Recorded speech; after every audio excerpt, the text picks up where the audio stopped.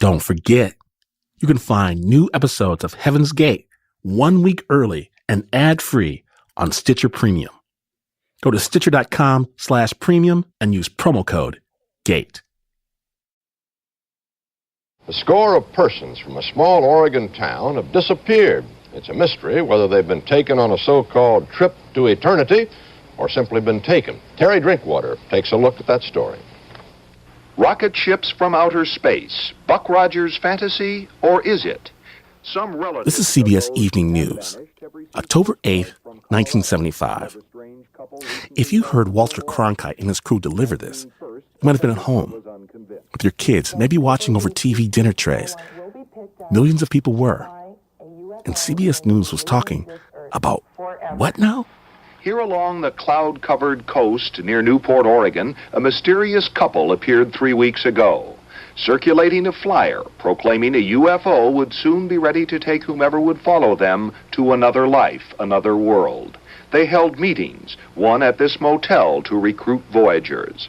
The man, claiming to be millions of years old, was recorded by one of the listeners in this room. You know that you have tried everything to find a perfection or a completion.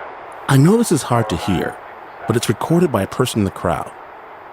Marshall Applewhite was up there, cheerful, calm, like an uncle you're glad to see. This is a little notebook I put together after David died. Remember Nancy Brown? Nancy talked with me in the first episode. She was watching that Christmas video of her son David. He was surrounded by his friends from within Heaven's Gate. And right now, I'm here in her living room in Chico, California, and we're just going through memories of her son. Oh, there's David, yeah. And he's little. There's his dad. And Nancy's kept everything. Newspaper clippings, old letters, scraps of paper. A quarter. I found a quarter. They always carried a quarter for a payphone. And I found it tucked into a little pocket of a notebook. It was his quarter. Photos of David spill all over the table. And then his pictures of David. I just say his big grin. He had a wonderful big grin, and he had a crooked grin because when he was born, they used forceps and it pulled the corner of his lip down. David was always so self-conscious about his smile. He could give you a hug that you really knew you were hugged.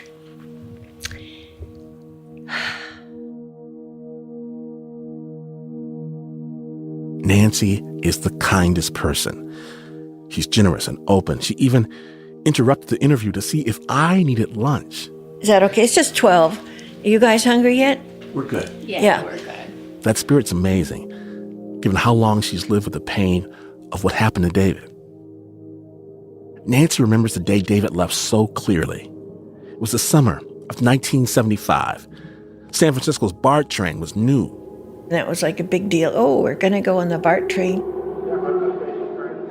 And one of her sons, Robert, was going to drive her over to the station and take the train with her. He said, I heard from David. I said, oh, good. What's new? He says, he's leaving.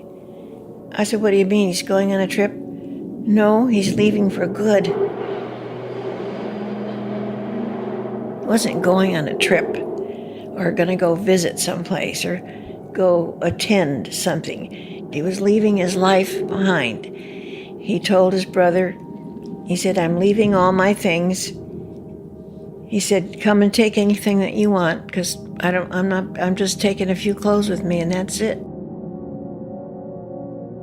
Nancy was so confused and devastated. She didn't know what to do. So she got on the train. And I burst into tears. I couldn't stop crying. I cried all the way over to San Francisco.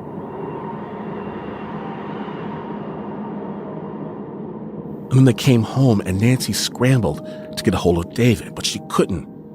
Somehow, Nancy got a phone call with David's friend, a woman named Lacey. Lacey had signed up for the group too. She said, I know why you're calling. You want us to come and say goodbye. And she said, we're not going to do that. They tell you not to do that. They, the leaders of the group, T and Doe. And I said, It's very, very important to me. Please come. You must come and say goodbye. I need to hear it from David's lips. I'll respect his decision. I won't try to prevent it. But please, this is the right thing to do. She said, well, I don't know. I'll talk to him. I'll think about it. We can't know the conversation that Lacey and David had that night, what they considered, but we do know that the next morning, Lacey and David showed up at Nancy Brown's door. Oh, he's been so grateful that they did that David agreed to come. And then he just sat there, right across from me and told me he'd been going to these meetings and it seemed to really speak to him. And he said, I don't know if this is the right thing for me or not, but I'm going to try it. And I'll tell you that if it isn't right for me, I will leave. So I thought, fair enough. I could still see him sitting there looking at me. He was so sincere. It wasn't like, oh, this is, some little fun little thing I'm going to check out. No, he was just dead serious about it.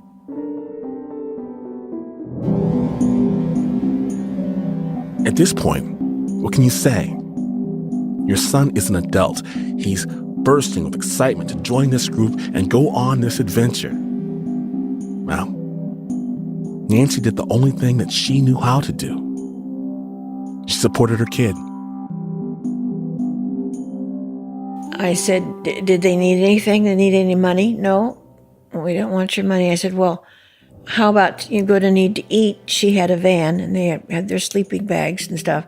I said, can I just give you some food, whatever I have in the house? I had some apples and oranges and maybe some canned goods and stuff like that. And they took a bag full of groceries and they got in and drove off. Must have been thinking, well, maybe he'll come back soon. Maybe I'll hear from him soon. Let me know where you are. I think I probably said that. And he said, well, I'll be in touch. I don't know when, but I will be.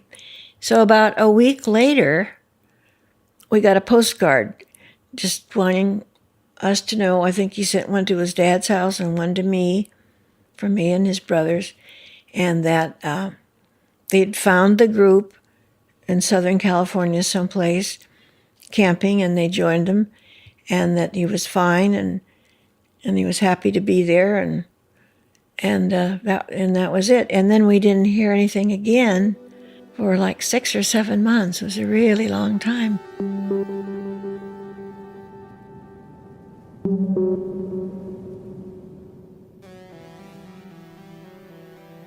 After a while, the media wasn't interested in this wacky UFO group anymore.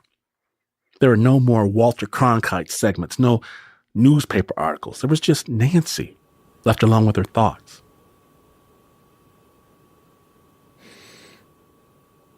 I had this, like a mantra. Where is he? How is he? Is he all right? Will I ever see him again? Is he still living? And I would try not to think these things, but it was just, that's what your heart wants to know. Nancy lived with that mantra and that heartache for a long time. It was more than 5 years before she figured out what she could do about it. But then you better believe Nancy did something. Before we get to that, I want to give you a glimpse of what Nancy and the other families couldn't see back then. What life was like for David and everyone else inside Heaven's Gate. In just a moment.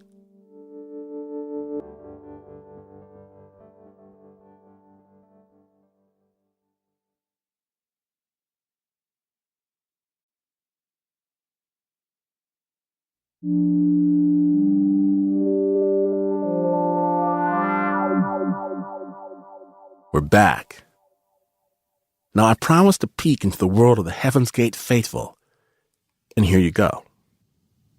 When I knew this interview was coming up, I went into a box. I have a whole box of clippings and information from that time. This is Teold Heises. He joined around the same time as Nancy's son, David. And a lot of it, which my mom had saved while I was gone. And I found a postcard in there that I sent to my family, to my mom and dad. So I'll read it to you if you like. It's November 1975. Yep, that makes sense. Mom and Dad, I have joined the group here at a camp. We leave today to go traveling. We are all helping take care of each other, and I am sure no harm will come to us. Soon after the two are killed and resurrected, we will be following them to heaven. Until then, please do not worry about me. I will write you again if anything goes wrong. So if I don't write, know that all is fine. Love, Teo. Imagine getting that postcard from your kid. Well, I'm sure they were heartbroken by it, and I'm sure they were afraid for me.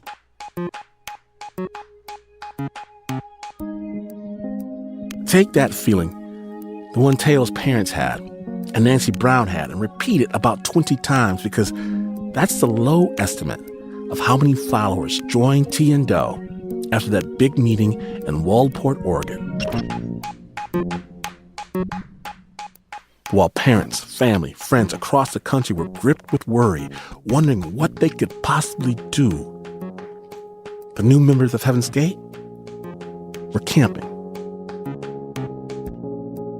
I'll give you a picture. When we were driving up the mountain in Grand Junction, Colorado, the National Monument, I was wondering if I was going to see a UFO, This is Sawyer, our harmonica-playing former member, and his experience after signing up for Heaven's Gate was pretty typical.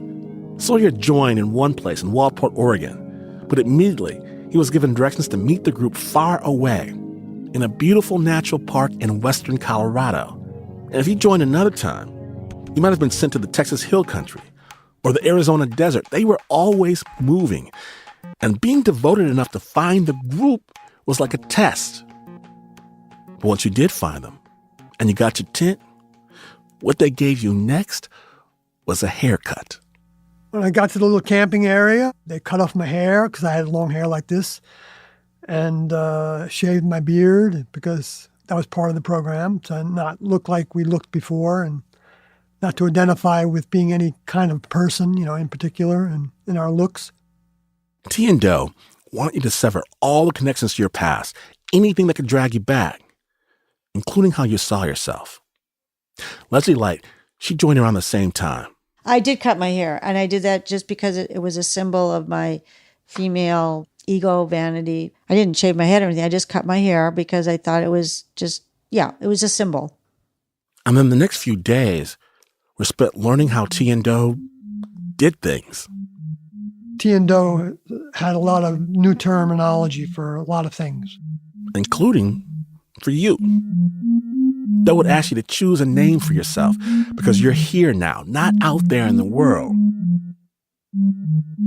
Most Heaven's Gate members put this sound at the end of their group names. Odie.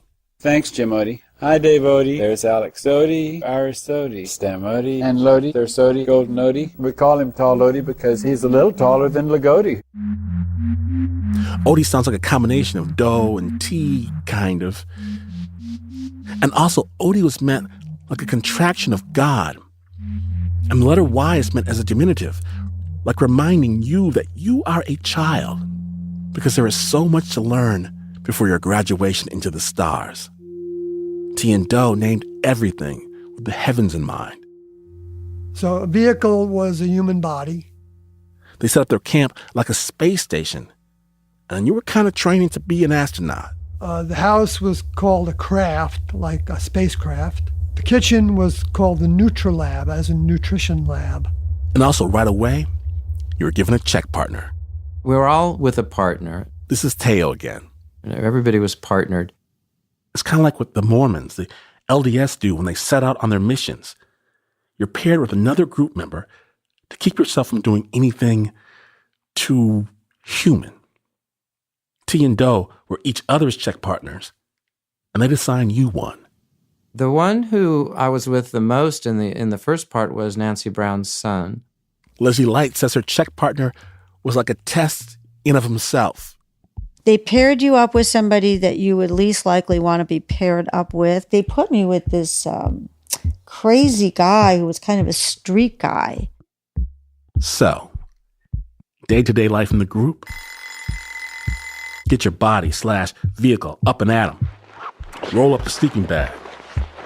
Check in with your check partner.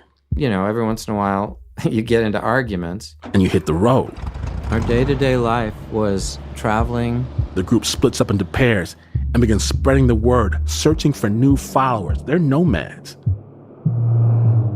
We were given such a little amount of money and we had to travel like hundreds of miles. And inevitably you had to make choices to, you know, what you were going to spend your money on to feed yourself.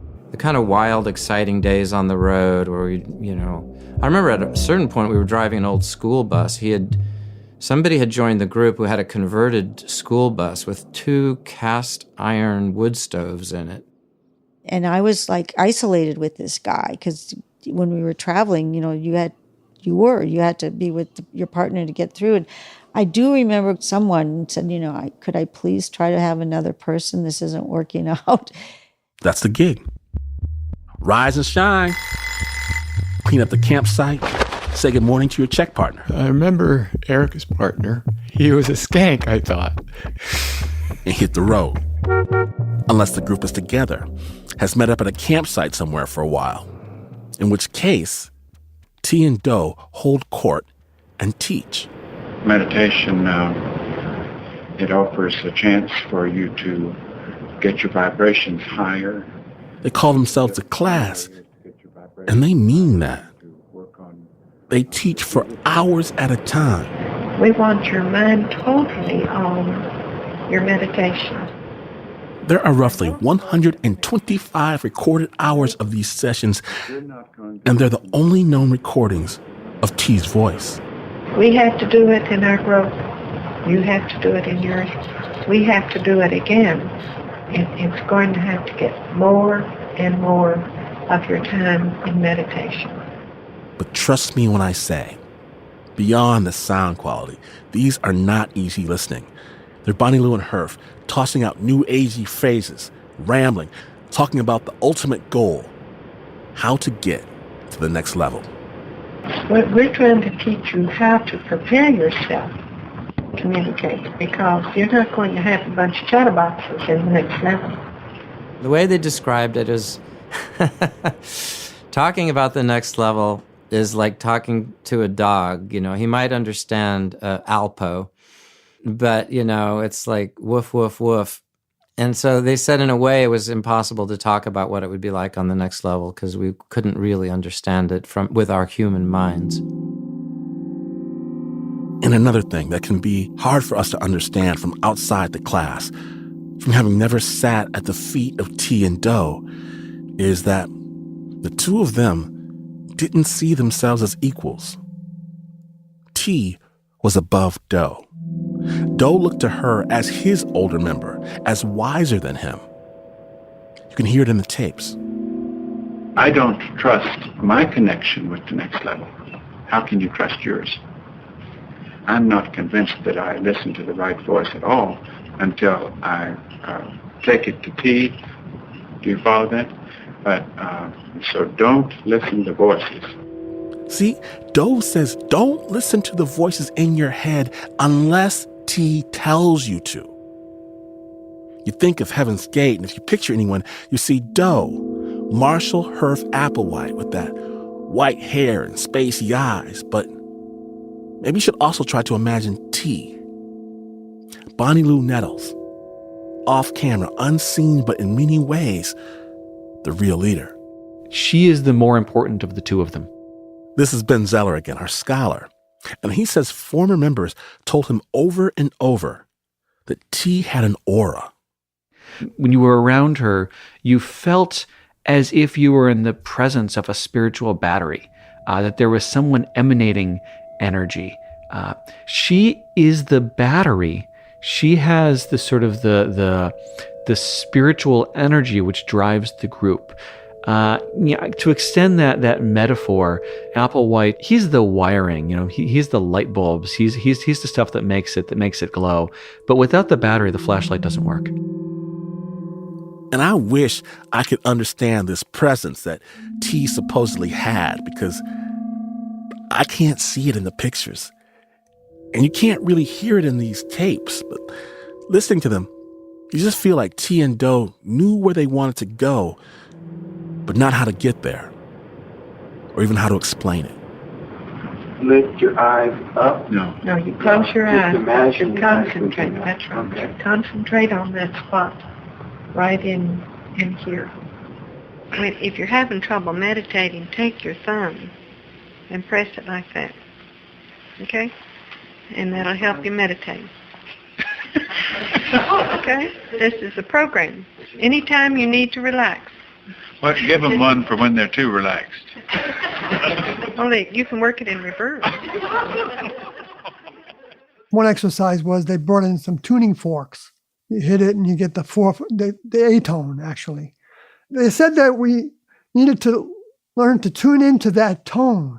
So like we would take that A tone and you hit it and stick it on your head, and you'd feel a vibration of it going through your brain, whole head, that cavity, And we try to think about that, I think I still can hit it. And for what? Well, that's the thing. As difficult or mundane as the day-to-day was, everyone understood that the payoff would be huge. According to T and Do, this was all in preparation for what they had promised, that a UFO would come to Earth and take them away to the next level forever. No death, just transformation to eternal life. Now put aside the plausibility or believability for just a second. Understand, this is what the group has been promised. And this is what they truly, deeply believe.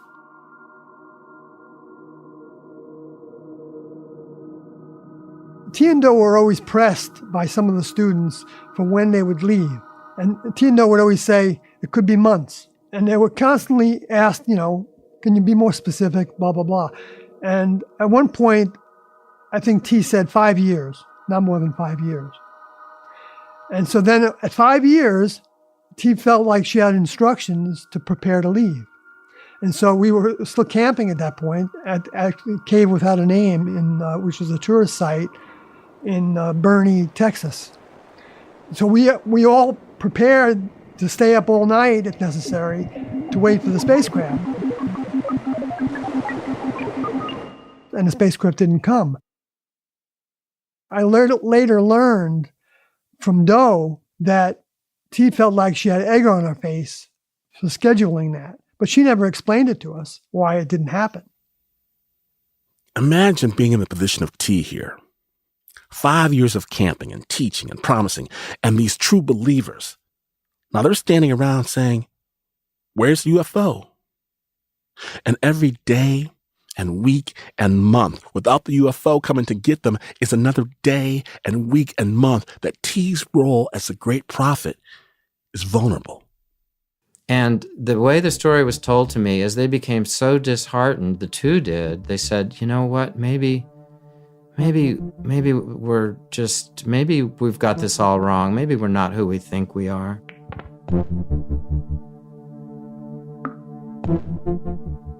And people said, no, that's not so. Don't doubt. This is just a test. It's just a test, because everything was a test, right? They were doubting it, but the followers were not letting them doubt it. I thought that was an interesting twist, that they had kind of become entangled in a way. They had created something that they couldn't extract themselves from. People hung on. T and Do have asked their followers not to just accept what they were saying as truth, but also to reject everything else in their lives. Cut all ties to money, possessions, career, family, friends, everything. Bonnie Lou and Herf demanded that. After all, they'd done it themselves. And if T and Do had to do it, everyone had to. But here's the kicker. Bonnie Lou Nettles, T, well, she didn't practice what she preached. She wrote me once a month. This is Bonnie Lou's daughter, Terry, again. They're in order. and they're all dated. So, about 47. 47 letters from her mom, the same woman who demanded total rejection of family from all of her followers. And that was just between me and her. Hi, happy birthday, belated one. But at least I remembered. I do hope you are getting stronger and doing okay in school. Sure wish you could realize how important vitamins are. And she went on about that vitamin bit. And Bonnie wasn't just sending love. Enclosed, please find $50 for your birthday plus $50 for Joey, Robin, and Rosalind. She was sending money. She had enclosed 2 or 5 $100 bills of this. The group's money. Do not let them know who this is from. Pretend like it's something owed you from a past job. If you keep this promise, and in parentheses she said, I will know if you don't, then I will try to send you some more. Please use this wisely to help you get a little ahead. She kept ties to her past life, gave the group's money away, and hid it from all of her followers for 10 years. So how do you square that kind of hypocrisy? Was it just a mother being a mother to the core? Or was it something more? Did you feel ever that your mother stopped believing it herself? Yes. I received a letter on August 13th, 1982. And it's not very long. I'm going to read it if it's okay, so I could tell you why I believe it. And I believe this is because I just knew her too well. She said, Terry, if you are with others, please do not let them know who this is from. I am well and safe as of now. I do hope you and Joey and the twins are all okay. And here's the sentence that is just the opposite of their MO. That was the first thing that made me believe something wasn't right. She said, be good, strive for goodness, and by all means conform to society so you will have peace of mind. Give my love silently to everyone. Love always, Mom. P.S. I'm not where the postmarks shows. This be good and strive for goodness and by all means conform to society. I mean, who is she to say conform to society? That didn't make sense after all she had lived through. And it bothered me. I think she wanted out. Terry feels this so strongly.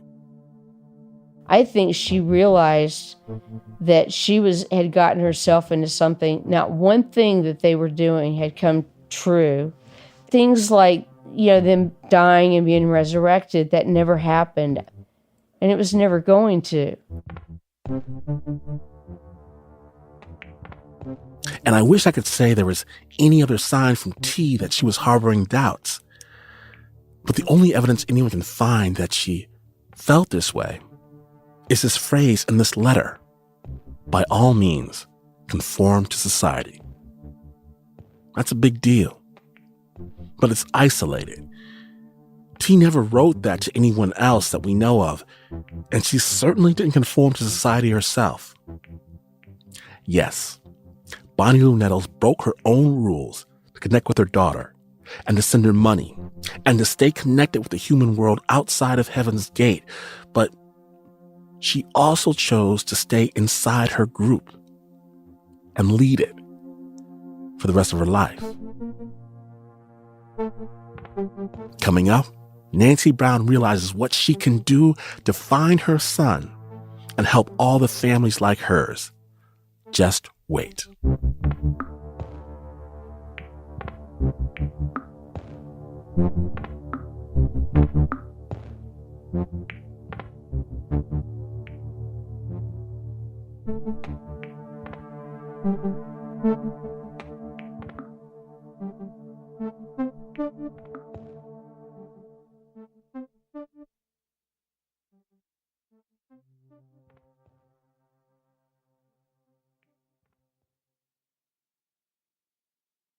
I'm Jack Hitt. And I'm Chenjerai Kumanyika. From Gimlet Media, this is Uncivil, where we ransack America's past and ruin the history you grew up on.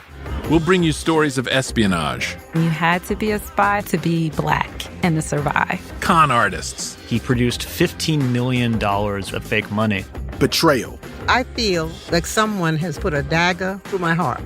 We'll bring you the covert history of the Civil War. Uncivil. Subscribe now wherever you get your podcasts.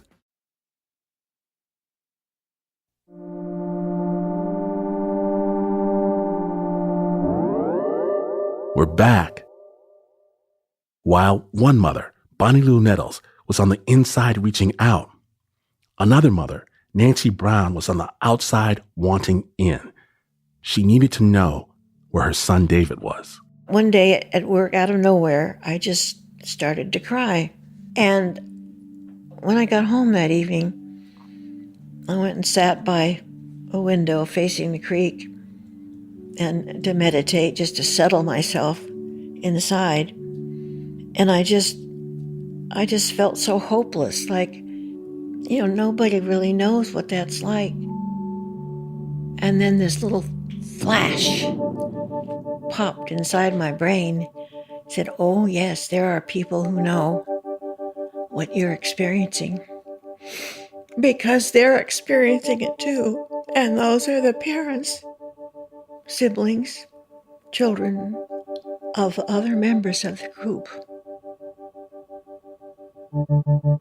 And I actually jumped up from the chair. It's like, oh my gosh, of course, how can I find these people? This is the letter. This is the letter. Nancy formed what she called the Family Support Network. She tracked down the families of those who had been left behind. And she sent them a letter. May 2nd, 1980. I won't read the whole thing, it's kind of long, but I said who I was, why I was contacting that my son, we had one letter since he left in 75 when he was 19, and this was now 1980. And I said, my goal in gathering further information and knowledge about the group is to gain assurance, or lose it perhaps, that he is well and doing what he freely chooses, and to let him know how he can contact his family if he wishes, without fear of the response. I don't intend to interfere with his life. I do not know if the UFO cult is evil or benign. I've heard both views. And so I said, I'm in regular contact with several families in California whose children left 5 years ago. But I'd like to be in contact with you also, and to have all of the families who want to take part, to share their information. So I invite you to join me in this endeavor. And I left my phone number and the best times to call. At first, and because some of the mail was returned, they'd moved on, but I started to collate the information. And sometimes they would say, well, they refer me to somebody else who had talked to somebody who knew somebody who joined the group, or a family member of somebody else who joined the group and wasn't related to them. So then I'd follow up with that person. It was the beginning of a network for the families of Heaven's Gate, a crack in this wall that Bonnie Lou and Herf had constructed between their group and the world. So this was like, wow, this has really worked. There are other people out there, other families going through what I'm going through, who want to know information, and I have found some. Bonnie Lou and Herf were not as thrilled. And Bonnie Lou said so in one of her letters to her daughter. She said, Terry, sorry I have to be so secretive, but that's the way it is at this time. Also, if you will, do not let anyone know about it, especially that network woman, Nancy Brown. She is not to be trusted. They found out that we were looking for them. They did not like it. And of course, these were the days when there were other cults and other families would kidnap their relative, their family member from whatever group they were with and put them through deprogramming, without their consent. And so, of course, the group was very apprehensive. Nancy's right. Deprogramming was a big deal back then. It was the way a lot of families tried to rescue loved ones from cults. We'll get into all of that later on in the series. But Nancy wasn't trying to deprogram anyone. She really only wanted one thing, to hear from her son and to know that he was alive and well. So that was when, I had published, of course, my phone numbers, and I was always hoping I might get a call from David. But in those days, no cell phones. So I got the state-of-the-art voice message machine from Sony. It was pricey, but it had a cassette tape you put in, so it gave somebody up to 30 minutes to leave a message. And then one day I came home, and a little light was flickering, and there's a message.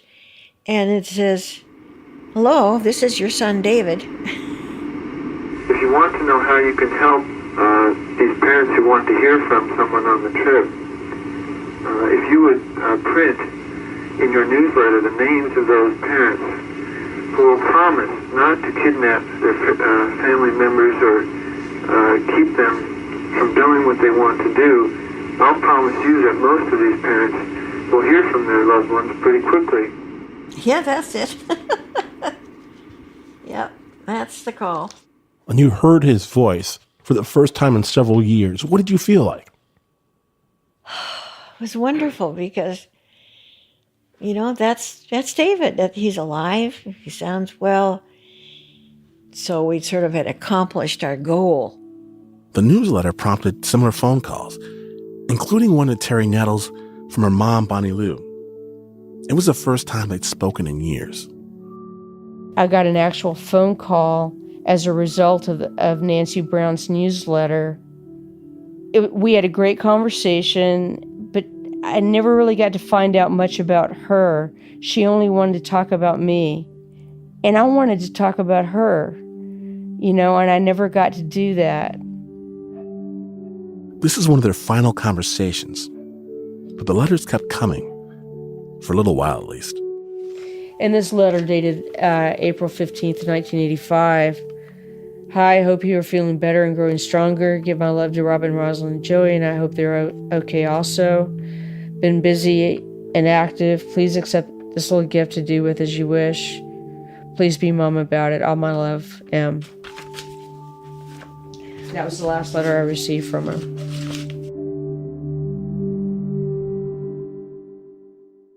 Less than a year later, in 1986, Terry was sitting in her college room in Dallas when she got a call from two members of the group. They called me and said they were downstairs because I was living in a dorm. I said, sure, come on in. And they come in and I had a picture of Yoda on my wall. I was a kid. I was a college kid. And they said that my mom liked Yoda, that Yoda was very wise, or she considered him to be very wise. He's a puppet.